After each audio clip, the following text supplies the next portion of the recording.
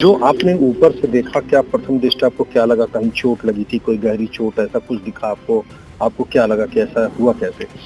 कि उसको चोट कहीं नहीं लगी थी, तो उन्होंने उस समय उसको जो यूथ कांग्रेस है उसमें प्रदेश सचिव का पद दिया था, क्योंकि बहुत एक्टिव था, बहुत तेज तर्राक था, बहुत खुशमिजाज था।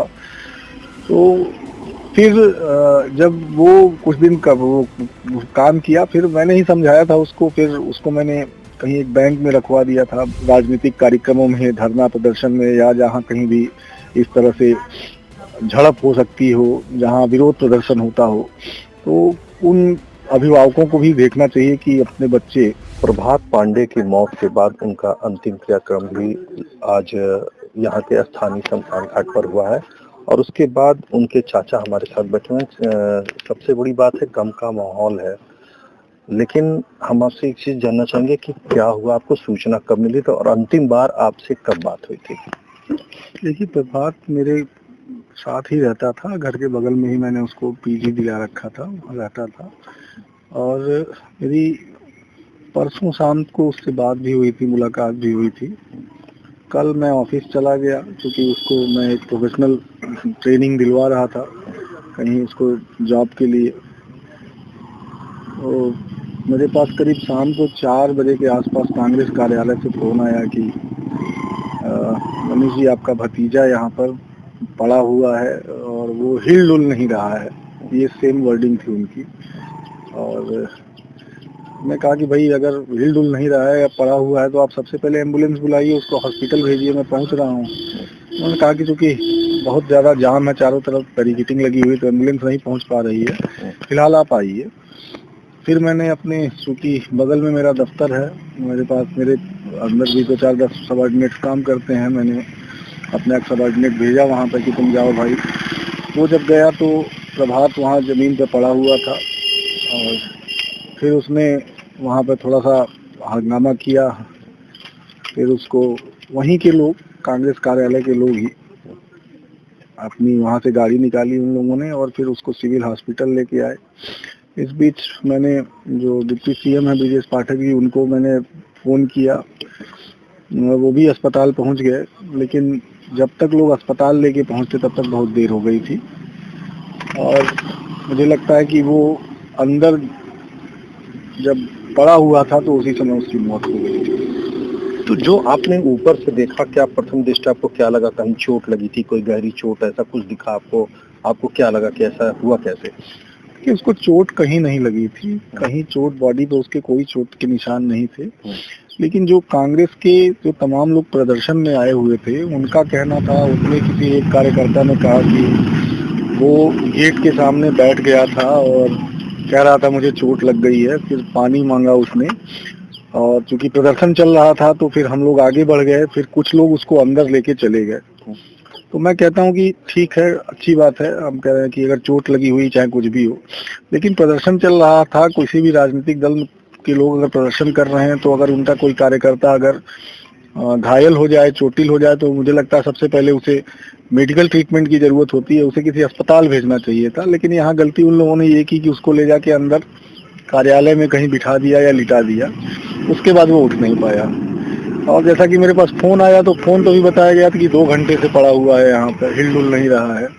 तो जब 2 घंटे से पड़ा हुआ था वो, तो उसकी, उस पे कांग्रेस वालों की नज़र, जो कार्यालय में थे, उनकी नज़र क्यों नहीं पड़ी? अगर कोई आदमी बेसुध पड़ा हुआ है, हमारे आपके सामने पड़ा हुआ है, तो हम भी तुरंत उसको अस्पताल ले जाएंगे। ये सबसे पहला एक तरह से मानवता के आधार पर देखा जाए तो हर आदमी ये करता है, लेकिन वहाँ ये लापरवाही हुई, जिसकी वजह से मुझे लगता है कि अगर समय पे उसे अस्पताल ले जाते लोग, तो शायद बच्चा बच सकता था। अच्छा, सभी बात है कि वो शुरुआत उसकी कब हुई थी, कब वो राजनीति में गया, कैसे वहाँ पहुँचा, जरा इसके बारे में बताएंगे। देखिए, वो जब यहाँ पे पढ़ता था, गोरखपुर में पढ़ता था, तो गोरखपुर में पढ़ाई के दौरान उसको जब लल्लू अजय लल्लू जब प्रदेश अध्यक्ष हुआ करते थे, तो उन्होंने उस समय उसको जो यूथ कांग्रेस है उसमें प्रदेश सचिव का पद दिया था, क्योंकि बहुत एक्टिव था, बहुत तेज तर्राक था, बहुत खुशमिजाज था। तो फिर जब वो कुछ दिन का वो काम किया, फिर मैंने ही समझाया था उसको, फिर उसको मैंने कहीं एक बैंक में रखवा दिया था, बैंक में कुछ दिन नौकरी की उसने, तो थोड़ा दूर हो गया था इन सब चीज़ों से। लेकिन फिर यहाँ से लखनऊ आता है वो, लखनऊ से फिर मैं उसको नोएडा भेजता हूँ, नोएडा गया, नोएडा वहाँ कुछ दिन काम किया, वहाँ HDFC बैंक में कुछ दिन काम किया उसमें। वहाँ से फिर उसकी जिद थी कि नहीं मुझे लखनऊ में रहना है, तो वो फिर वापस मेरे पास लखनऊ आ गया। तो मैं आजकल इस बीच 2 महीने का उसे टाइम दिया था मैंने कि तुम बेटा जो कंप्यूटर टाइपिंग है हिंदी और इंग्लिश वो सीख लो। तो बहुत सारे विभागों में आउटसोर्सिंग पे बहुत सारे पद आते हैं, उसमें पैसे भी मिलते हैं ठीक ठाक। तो मैं वहाँ पर, चूँकि मैं खुद जर्नलिस्ट हूँ तो थोड़ा बहुत तो अपने लिए सिफारिश कर ही सकता हूँ, तो मैं कहीं लगवा दूंगा उसको। तो परसों भी जब मेरी मुलाकात हुई थी तो यही बात हुई थी कि उसने कहा कि ज़्यादा जल्दी कुछ कराओ, तो मैंने कहा ठीक है बेटा। मैं कल उसी की बात करके कहीं से निकला कि मेरा भतीजा है और उसको आप रख लीजिए अपने यहाँ, तो अगला तैयार भी हो गया था। लेकिन जैसे ही निकला वैसे ही कांग्रेस कार्यालय से फोन आया, शायद उसकी भाग्य में नहीं था कि वो कुछ करे, क्योंकि बहुत जिम्मेदार था। घर में माँ बाप का इकलौता लड़का था, 2 छोटी बहनी हैं उसकी, मैं तो लखनऊ रहता हूँ, वो उसके ऊपर बहुत सारी जिम्मेदारियां थी। अच्छा, घर में जिम्मेदारियों की बात करें तो अभी जिम्मेदारी उठाने वाला अब है कौन? अब देखिए, अभी तक तो भाई साहब ही हैं। भाई साहब क्योंकि उनका भी बहुत बड़ा कुछ कोई बिजनेस या बहुत बड़ी कोई नौकरी नहीं है, वो भी LIC में इंश्योरेंस एजेंट हैं, और उन्होंने बड़ी मुश्किल से पाल पोस के अपने तीनों बच्चों को बड़ा किया था, जिसमें से सबसे बड़ा था, सबसे होनहार था, सबसे एक्टिव था, और सबकी पूरे परिवार की सबसे ज्यादा उम्मीदें इस बच्चे के साथ जुड़ी हुई थी, और इसी वजह से घर का इकलौता लड़का था। और अब मैं कुछ बता पाने की स्थिति में नहीं हूँ कि घर पे क्या स्थिति है, क्या हो गया, कभी कल्पना नहीं की थी। तो यही कहूँगा कि कम से कम जो लोग, जिनके बच्चे ऐसी जगहों पे चले जाते हैं, राजनीतिक कार्यक्रमों में, धरना प्रदर्शन में, या जहाँ कहीं भी इस तरह से झड़प हो सकती हो, जहाँ विरोध प्रदर्शन होता हो, तो उन अभिभावकों को भी देखना चाहिए कि अपने बच्चे, उसकी भाग्य में नहीं था कि वो कुछ करे, क्योंकि बहुत जिम्मेदार था। घर में माँ बाप का इकलौता लड़का था, 2 छोटी बहनी हैं उसकी, मैं तो लखनऊ रहता हूँ, वो उसके ऊपर बहुत सारी जिम्मेदारियां थी। अच्छा, घर में जिम्मेदारियों की बात करें तो अभी जिम्मेदारी उठाने वाला अब है कौन?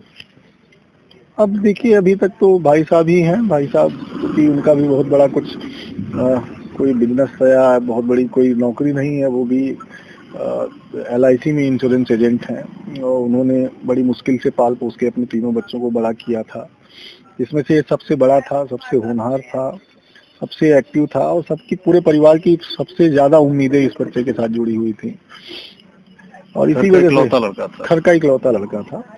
और अब मैं कुछ बता पाने की स्थिति में नहीं हूँ कि घर पे क्या स्थिति है, क्या हो गया, कभी कल्पना नहीं की थी। तो यही कहूँगा कि कम से कम जो लोग, जिनके बच्चे ऐसी जगहों पे चले जाते हैं, राजनीतिक कार्यक्रमों में, धरना प्रदर्शन में, या जहाँ कहीं भी इस तरह से झड़प हो सकती हो, जहाँ विरोध प्रदर्शन होता हो, तो उन अभिभावकों को भी देखना चाहिए कि अपने बच्चे ऐसी जगहों पे ना जाने दें। मुझे पता चला होता तो मैं बिल्कुल नहीं जाने देता, लेकिन वो अपने आप चला गया, उसको किसने बुलाया, किसके बुलाने पर गया, वो ये सब जांच का विषय है, और क्योंकि मुकदमा मैंने दर्ज कराया है तो ये सब चीजें निकल के आएंगी। लेकिन कुल मिला के यही है कि इस राजनीति में जो है, हमारे जो परिवार का, जो हमारे बड़े भाई साहब के परिवार का था, वो चिराग बुझ गया। एक बात और कहना चाहूँगा कि पूछना चाहूँगा कि चूंकि उस दौरान जब डेड बॉडी को आप लोग अग्नि को समर्पित कर, मतलब आग के हवाले किया था और जल रही थी डेड बॉडी, तो उसी दौरान कांग्रेस के प्रदेश अध्यक्ष भी आए थे और इधर बीजेपी का हल्का हो गया था। दोनों लोग एकदम नजदीक तक आ गए थे और अंतिम समय तक, जब तक लाश जल रही थी तब तक ये होता रहा। तो ये तमाशा जो हुआ, इसके बारे में आप क्या कहेंगे? देखिए, मैं ये साफ कह दूं कि इसमें कोई राजनीति नहीं होनी चाहिए, क्योंकि अब जैसा कि कांग्रेस कह रही है कि वो उसका कार्यकर्ता था, पुराना कार्यकर्ता था। अब उसका सक्रिय कार्यकर्ता था नहीं कार्यकर्ता था ये अलग विषय है, लेकिन पहले था, कुछ दिन काम किया था उसने। और जब कल अस्पताल में जब मैं उसकी बॉडी लेके पहुंचा तो डिप्टी सीएम ब्रिजेश पाठक तो मेरे साथ थे ही थे, कांग्रेस के प्रदेश अध्यक्ष अजय राय भी थे, वहाँ पे भी वो मेरे साथ साथ खड़े थे और उन्होंने भी अपनी संवेदनाएं व्यक्त की थी और उन्होंने कहा था कि मैं आऊँगा, मैं अंतिम संस्कार में आऊँगा। तो मैंने उन्हें कोई रोक टोक मतलब मैंने रोकना उचित नहीं समझा कि आप ना आओ, लेकिन हाँ ये था कि वहाँ पे जो माहौल जिस हिसाब से बन रहा था तो उसको देखते हुए मैंने तुरंत अपने जो भतीजा था उसकी हमने बॉडी जो है तुरंत वहाँ से अस्पताल से निकाली और पीएम हाउस ले गए। और शासन में बैठे कुछ लोगों से बात हुई, डिप्टी सीएम ब्रिजेश पाठक जी ने प्रयास किया तो रात ही में, इसीलिए कि कुछ इस तरह की राजनीति ना होने पाए, इसलिए रात में ही डॉक्टरों के पैनल ने उसका पोस्टमार्टम किया और मैं रात में ही लेके 3:30 बजे तक गोरखपुर आ गया। अब यहाँ आने के बाद अजय राय जी जब यहाँ पहुँचे तो क्या हुआ क्या नहीं हुआ ये तो चूंकि मैं घाट पे अंदर था, मुझे बहुत ज़्यादा डीपली पता नहीं है, लेकिन बस यही है कि यही कहना है मेरा कि ऐसा नहीं होना चाहिए।